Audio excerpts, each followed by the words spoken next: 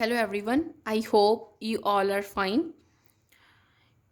Now I am going to start our new topic that is about indefinite integration. Basically, this topic is quite easy than that of definite integration because indefinite integration means in definite integration we need to find the Riemann sum and there are lot of other things to do, but here we just need to find the antiderivatives of a function and then our work is over, means then we will get our desired answer. For example, the definition says the set of all antiderivatives of a function is called the indefinite integral of that function.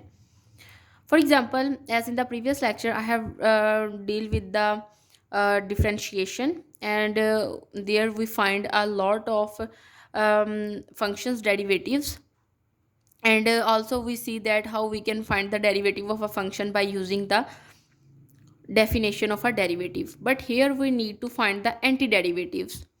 And in this video I will explain that how we can find the derivatives of different functions, like if we have a power function, if we had trigonometric function, then what are the derivatives, and there are a lot of other techniques that we will discuss in our today's lecture or in the upcoming lectures.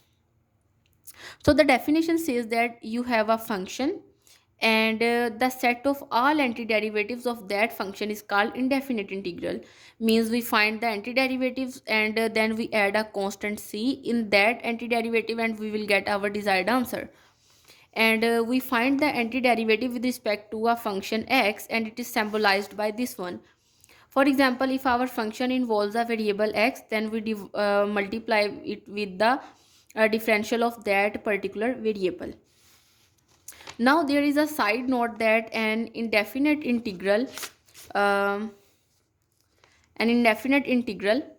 f of x dx is a function plus arbitrary constant, and we add an arbitrary constant to differentiate with the function between the functions. Okay. Now the power rule in integral form is, this is basically the first rule that we are going to discuss, because in the second theorem we will discuss about the substitution rule, and there are a lot of other things. The power rule says that if you have any differentiable function, because if u is any differentiable function, and then you can if you have a, if you are asked to find the integral of some function like this, for example if you have u ki power n du, then you just add 1 in the power and divide by that added power and you add a constant c. But here is a condition on n cannot be equal to -1, because then you will get 0 and then a problematic situation occurs, and n is a rational number, is a rational number. Okay, and this is basically the condition.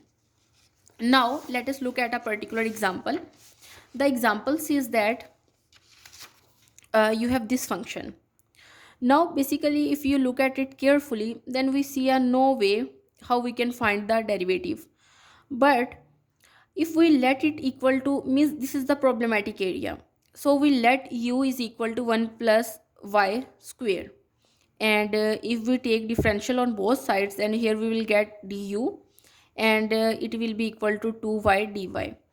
And guys, if you don't know about how you can find the differential, then you can search it on my previous videos, then you can find a video there in which I taught how we can find the differential of a function. Okay, then if you substitute these two values in this original equation number 2, means in the original question, then you will get integral sign as it is. You know that 1 plus y square is equal to u, then you replace here by u, and obviously we can write square root is equal to 1 by 2 power, so that's why I write here u raised to power 1 by 2 du. And because you know here du is equal to 2y dy, and that's why I replace here. Now if we use the power rule here, then it says that obviously we have a power and it is a rational number, and we can use the power rule. So we have to add 1 in the power and divide by that added power, and we have to add a constant c. Now if we simplify it, then we will get, obviously if we add 1 by 2 plus 1, then we will get 3 by 2. Okay, and if we divide it with 3 by 2, then if we reverse it, then we will get 2 by 3 u raised to power 3 by 2. And this is what I write here. Okay, as you know that previously we have let u is equals to 1 plus y square, so we need to substitute it back to get our answer. So I substitute the value of u here, and this is our desired result. Now the other theorem is about substitution rule. It says that if u is equals to g of x is a differentiable function whose range in an interval I, okay, means when we substitute the values of x, then its answer lies in some particular interval I, and f is continuous on I interval. Means here are two conditions. First condition is that you have a differentiable function and whose range is in some interval I, and f is also continuous on that particular interval I. Then the substitution rule says that if you have this function, means basically this is f of u na, because you have u is equal to g of x. So if you have this sort of functions, means you have a function f of g of x, and you have also the derivative of this particular variable, means obviously it is a function here, but when we deal with like f of u, then it is a variable. So you should have the derivative of g of x multiplied with it, then its derivative integration is simply f of u du. Okay, now let us look at a particular example, and then you can clearly understand that what I am saying here. The example is about 1 is divided by cos square 2x. Basically cos square 2x is the opposite of secant square 2x, means it is the reciprocal of this one. So I write it here, and obviously if we let here u is equals to 2x, basically if here our g of x is equal to 2x, and if we take the differential, then we get du is equals to 2 times d of x, because the constant out and the differential of differential of x, and then we need here dx.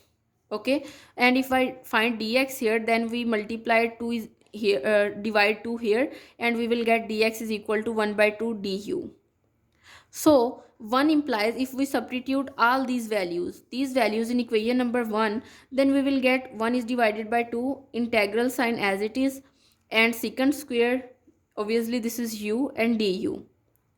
Now our integral is now 1 by 2 as it is, because it is a constant, and a secant square u is the derivative of tan u, because here I am talking about antiderivative, means if we are not taking here derivative, but we are taking antiderivative, and basically secant square u is the derivative of tan u, so I write here antiderivative of secant square u, and we add a constant c. If we substitute back u is equals to 2x here, then we will get 1 by 2 tan 2x and plus constant as it is. And this is all about substitution rule. Basically substitution rule is easy to use, and also the power rule. These are the basic rules that I discussed in today's lecture. In this lecture I have talked about indefinite integration, and we deal with the two rules and also the two examples, and this is all about today's lecture. In the coming lectures I will discuss about some basic other rules, and also we will deal with the other formulas that will help us in finding the integration of some basic and very very important questions. So see you next time. Thank you so much.